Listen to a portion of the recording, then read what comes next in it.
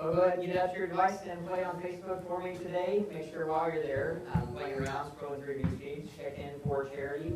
Hashtag check in for charity for every public Facebook check-in we receive this month. We are donating $1 to Counseling Connections for Change, located here in Pearland. Then navigate from Facebook over to your Bible app and follow along with us on our event, or you can get out your Bible and turn with us to John chapter 4. That's where we're going to start off today. We're continuing our 4-week message series called Here on Mission. Here on Mission. And the whole idea behind this topic is that mission isn't a trip that we go on, it's a lifestyle that we live. So we can be on mission right here, wherever we are to live our lives as missionaries. We're not all called to be missionaries in a foreign country, but we are all called to be missionaries in our neighborhoods, in our places of business, in our schools, and in our social spheres. We're not all called to take mission trips across the globe, but we are all called to take mission trips across the street, to our next door neighbors, to the homes of our friends and our family, wherever we go. Now, last week we introduced this topic by talking about the good news.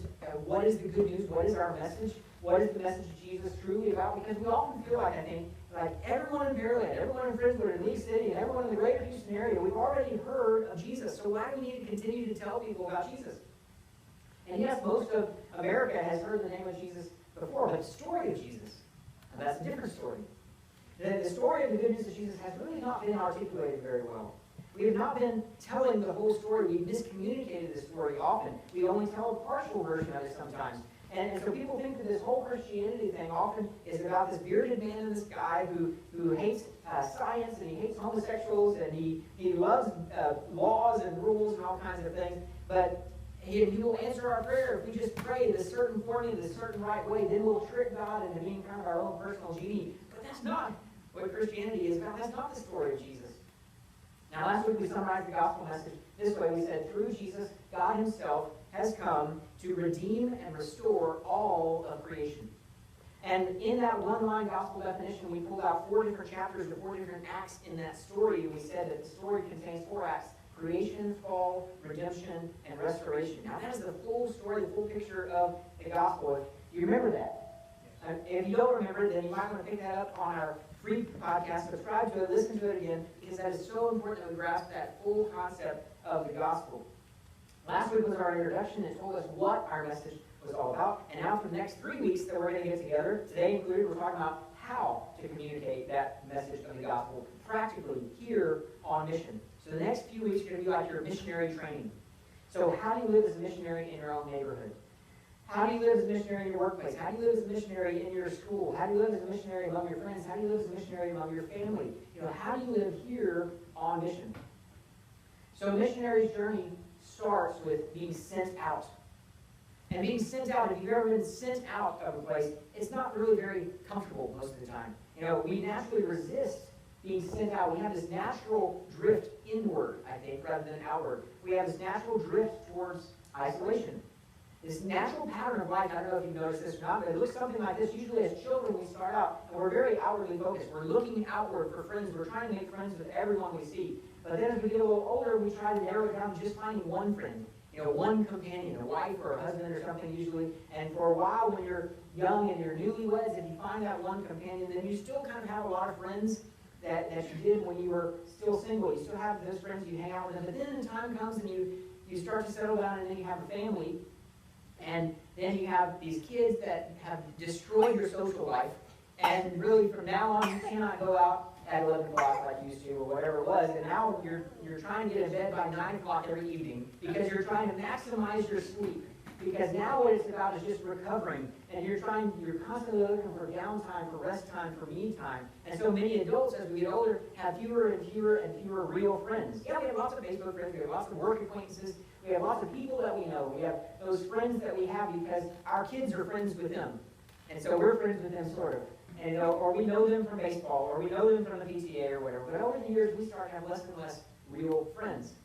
Now it's completely natural. It's kind of the normal way of life. But then before you know it, you turn into that lonely, grumpy guy in your neighborhood that's always complaining to the homeowners association because he just needs somebody to talk to. And we don't want to be that. We have this natural drift towards isolation. It's completely normal. But normal is terrible. Normal is awful. Normal is not what we want to strive for. Normal is not God's will for our lives. In Jeremiah 29, verse 11, God says to Jeremiah, he says, "For I know the plans I have for you." And then does he finish that statement with, plans to give you a normal, regular life? Plans for you to live in isolation and die alone? No, that's not God's plans for us. He says, "No, I have plans to prosper you and not to harm you, plans to give you a hope and a future."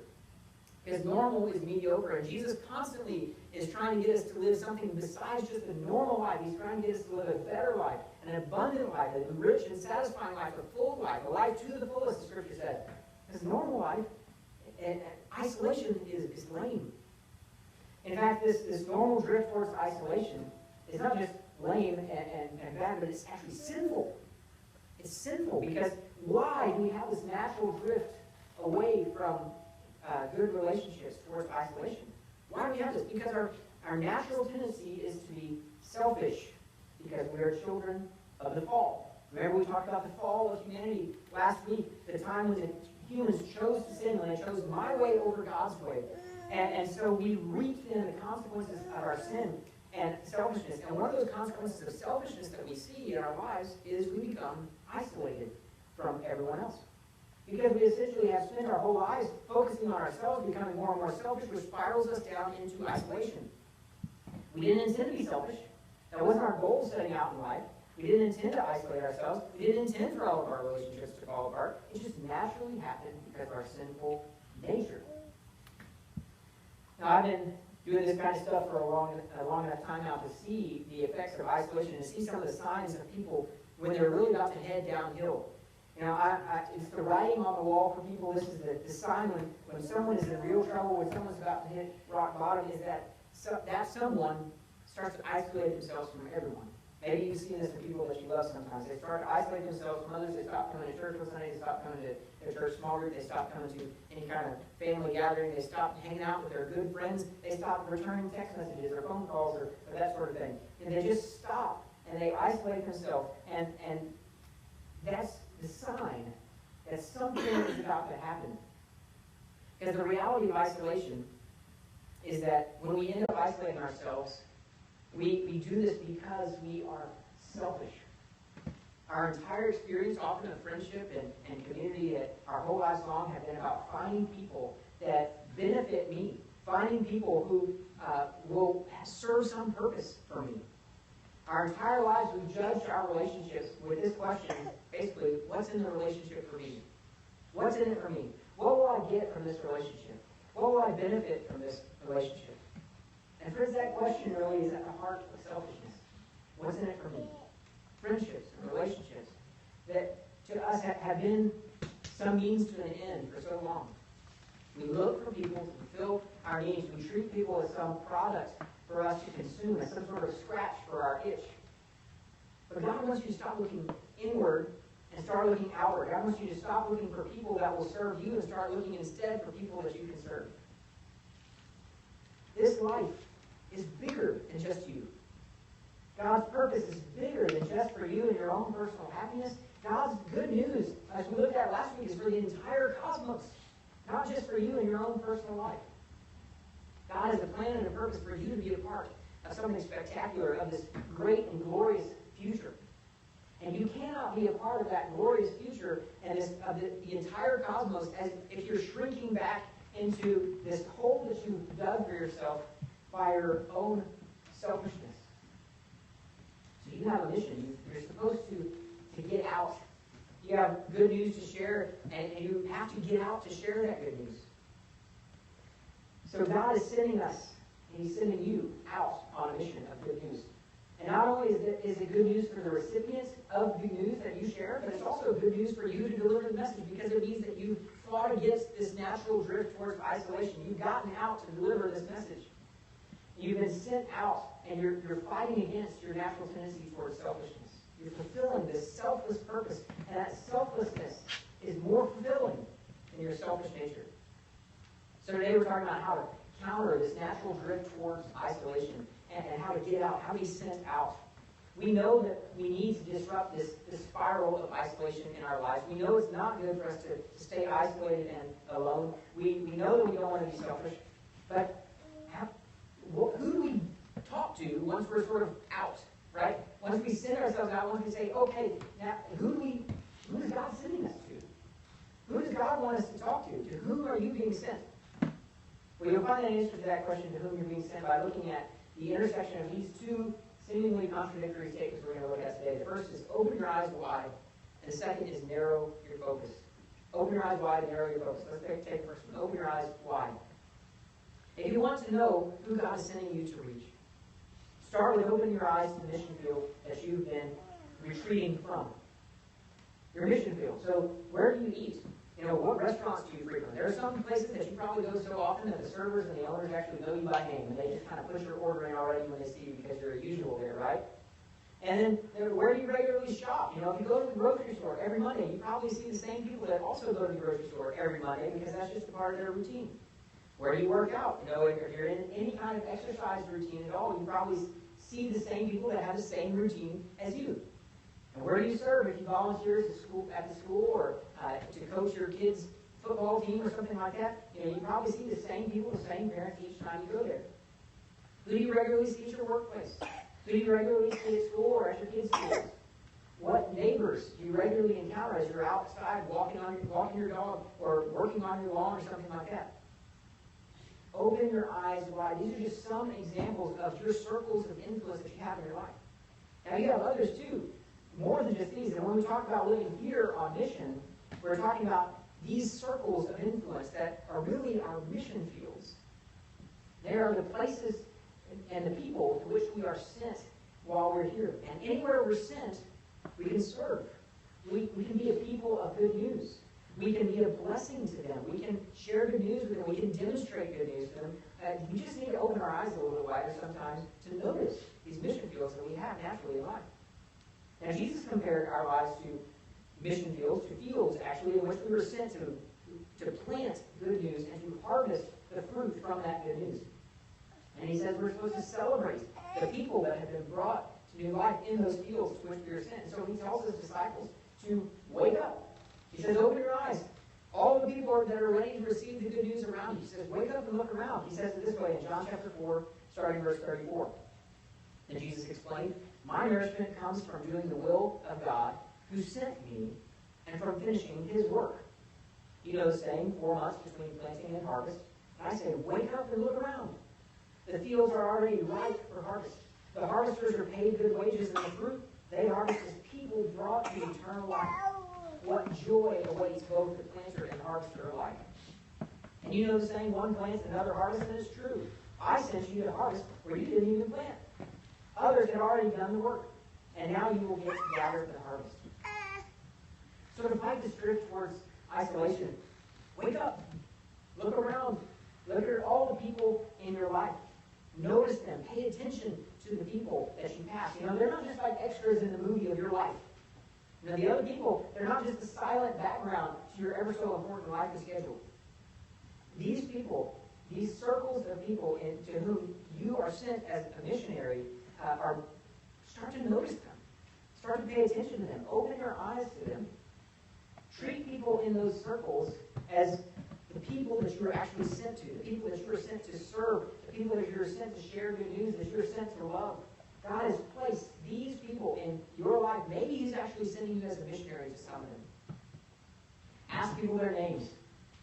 Learn something about them. You can become friends with them on Facebook. You can stalk them on Instagram or something, but invest yourself in their lives a little bit. Open your eyes to them. Your eyes have been under the influence of your own selfishness for the constancy of your life. You've constantly been looking over other people unless they serve a purpose in your life. Open your eyes to their life. You've been trained to see past people who aren't of any use to you. But I'm telling you to open your eyes to actually notice them. This passage that we just read comes from the same passage of Scripture that when Jesus actually takes the time to notice a Samaritan woman who's drawing water from a well. And all the other disciples leave Jesus right there by the well, and they go into town to buy lunch, and they're bringing back Jesus a to-go box to eat. And they notice that he's talking to this Samaritan woman, and they notice that. But they don't really notice her. You know what I mean? Like they notice, but they don't really notice because she's just a woman. And she's just a Samaritan woman. Why should they take the time to notice her. And Samaritans at that were despised by the Jews. They served no purpose. They were harmful to them in a way, they thought. And she was out at this well in the heat of the day, so which meant she probably wanted to be alone. She probably had isolated herself for a reason. Because she probably didn't want to be around the water cooler when all the other ladies were around the water cooler, because when they were at the water cooler, they tended to talk about her and her mistakes and her sins and her past. And so she was isolated, but Jesus notices her in her isolation. And the eyes of the disciples have been trained to look past her, but Jesus takes the time to notice her, to invest in her life, to take interest in her, and he offers her living water. It's easier, I think, sometimes to just close our eyes. Just close our eyes and look past people. Just go about your business. Just get your lunch and go. But that's the path towards isolation. That's training in selfishness. That's only noticing people when they serve a purpose in our lives, instead of noticing people that we can serve for a purpose. So open your eyes to see all the people for whom God has a purpose for you to serve. There are so many people that we overlook. There are so many people in our lives. All you have to do is just drive through rush hour traffic one day to see all the people that we come into contact with on a daily basis here. And if your eyes are already open, but you don't feel like you ever really see anyone that much, maybe that just means you don't get out much. And maybe it just means you can take up a few more hobbies. Maybe you can kind of expand your circles, add a couple more circles of influence, take up a new hobby or something like that. Just try to be more consistent in your routine so that you see these people in everyday life. Open your eyes wide to this giant mission field that God has sent you to. I mean, sometimes when we look at where we are here in Houston, it's almost overwhelming, the number of people that we come into contact with. And who of all those people is God calling us to reach? How many of those people is God actually calling you specifically to bless and to serve and to love them? The answer to that question, I think, can be found in that second part of today's message, which is to narrow your focus. Narrow your focus. Open your eyes wide and then narrow your focus. To fight the drift towards isolation and selfishness. To strive to fulfill your mission as a missionary on God's good and loving mission.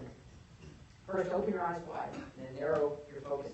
You're not called to reach everyone. You're not. You're not sent to save the whole world all by yourself. You're not sent to save every person that you've ever come into contact with ever. But God has perhaps placed some specific people in your life for a reason. And he wants you to focus on those few people. Who are you supposed to focus on? How do you narrow this down from this great big mission field that we're sent to just a few people that we can focus on? Jesus gives us some tips for that in Luke chapter 10. So let's look at verse 1 of Luke chapter 10. The Lord now chose 72 other disciples and sent them ahead in pairs to all the towns and places he planned to visit. These were his instructions to them. The harvest is great, but the workers are few. So pray to the Lord who is in charge of the harvest. Ask him to send more workers into his field. Now go and remember that I am sending you out as lambs among wolves. Don't take any money with you, nor a traveler's bag, nor an extra pair of sandals, and don't stop to greet anyone on the road. Whenever you enter someone's home, first say, may God's peace be on this house. If those who live there are peaceful, the blessing will stand. If they are not, the blessing will return to you. Don't move around from home to home, stay in one place, eating and drinking what they provide. Don't hesitate to accept hospitality, because those who work deserve their pay. If you enter into town and it welcomes you, eat whatever is set before you. Heal the sick, and tell them the kingdom of God is near you now. But if the town refuses to welcome you, go out into the streets and say, we wipe even the dust of your town from our feet to show that we have abandoned you to your fate. And know this, the kingdom of God is near. See, God doesn't expect us to save every person we ever meet. Sometimes we just have to shake the dust from our feet and move on. But Jesus tells us in this passage basically two things about focusing on people. He said, number one is come in peace. Verse 5 says, first say, may God's peace be on this house. And secondly, seek peaceful people. Verse 6 says, if those who live there are peaceful, the blessing will stand. Now some translations call these peaceful people, they call them persons of peace or people of peace. And if you want to look for people of peace or these peaceful people and focus on them, that should be the way that we transmit good news. That should be the people that we focus on.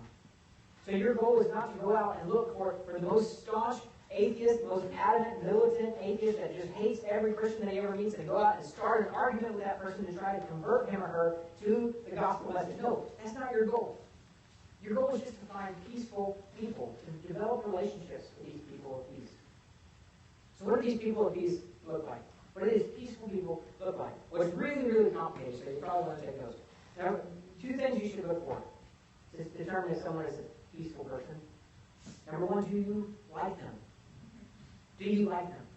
Do you naturally connect with them? I believe you connect with certain people, and God ordains that connection sometimes. You know, God is love, and that affection, that like for one another is often from that God of love. And who do we most want to share good news with? The people that we like. The people that we love. We want to share good news with those people. So, do you like them? And secondly, do they like you? This is really complicated stuff here, right? I mean, this is developing relationships 101, classes in session, right? So when you're trying to determine if someone likes you or not, it's really obvious what you do. You pass a note to them and you say, do you like me? Check yes or no, right? Or maybe if you're too chicken to do that, then you get one of your friends to go ask her if she likes you, right? And you find out, do they like you or not? And seriously, I mean, you have to kind of identify which of these new friends or old friends is kind of leaning into a relationship with you, a relationship that maybe even can develop into a possible faith journey with you. Do they like you? Are they peaceful towards you? God just might be putting you two together for a purpose, for his mission, for a reason. There are lots of people in your mission field that you need to open your eyes to, but let's be honest, very few of those people that you open your eyes to will actually like you. And so we need to focus on those people, those peaceful people. Figure out who it is that you like, who it is that likes you, and those people of peace become a little bit more obvious, and you can start to share the gospel message with them. You know, the idea of mission is often so intimidating to people. And people get so nervous talking about Jesus. But Jesus sends out these 72 people in Paris. He would never do it alone. But he sends people out and into the mission field. He's basically just telling them, make friends and be a blessing to people. Just make friends and be a blessing to people. And then when you make friends and you're a blessing to people, it's really easy to talk to them about Jesus. It becomes very easy because then you're just talking to your friends whom you love and who love you. And so it's very easy to talk to them about anything, including Jesus. Now, God made you. Right? You don't have to try to be someone that you're not. You're not supposed to act like me. I'm not supposed to act like you. There are people that God has made specifically for you. And you like them and they like you, but they wouldn't like me. And he made you to talk to them, not me. And he made you to specifically bless them, to serve them, and to share good news with them. That's why he put them in your life, not in my life. And in the next weeks, we're going to talk practically about how we can invite these people that God placed in our specific lives into a deeper connection with us in our lives. But this week you have homework. And your homework is just to open your eyes wide and then to narrow your focus down. So don't be intimidated. Don't be scared. Don't be turned off by this idea of mission. We are all called to be missionaries. We are all called to live here on mission. Wherever you are, whatever personality type you are, whatever skill set you have, whatever gift set you have or don't have, God uses all kinds of people to reach all kinds of people. So you don't have to try to be like someone that you're not. That's not what mission is about. But neither can you let yourself be a person that just drifts towards isolation, away from everyone. God is not satisfied to let us just drift apart from one another. That is sin's way. It's not God's way. God's way brings people back together and brings back together the relationship between God and his people. God wasn't content in this world to just sit on the sidelines of life and watch as his children all drifted apart from each other and drifted away from one another. No. God sent Jesus. He sent Jesus to be with us. God entered into the mission field in Jesus. God entered into creation through Jesus. Jesus was like the original missionary to us. And he's offering us good news of salvation. And he's demonstrating through his life the good news of salvation. He's being a blessing to us. He's serving us. He says he came to be, and not to be served, but to serve. So Jesus is doing all these things, ultimately, lovingly, sacrificially dying for us on the cross. And as Jesus died on the cross, he wasn't just dying for the whole world, but he was also dying for you, specifically for you. Jesus was focused on you as he died on the cross. So as we prepare for the Lord's Supper today, as we celebrate Christ's death on the cross, may it be a celebration for you personally, that God has died specifically for you, that he loves you so much, that he would leave the comfort of heaven, that he would come into the mission field of your life, that he would focus on you, that he would serve you, that he would love you, and he would die for you. So as you take that bread and dip it into the juice today and eat it, I invite you to be filled with the Spirit of God, to be filled with a passion for his good news. And then as we leave from this place in a few moments, may you be filled so much with the love of God that you want to go share that message with the people that you love. And you want to look for more people to share this message of love and good news with them. So let's pray and thank God for this meal and this time we have to celebrate his goodness. Loving God, we're so thankful for what you've done for us. That you love us so much that you would die for us.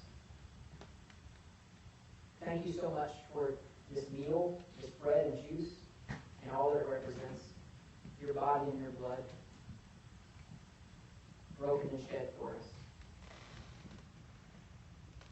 God, thank you for not giving up on us, for not leaving us to drift away from you, but who has entered into the mission field of our lives to fight for us, to find us, to love us, and to bring us back to you. So Holy Spirit, come and fill this place. May you fill this bread and juice. May it be for us like your body and your blood, so that as we eat it, we will be filled with your Spirit, filled with your love. And we may experience your presence in this place. Come, Holy Spirit, in Jesus' name. Amen.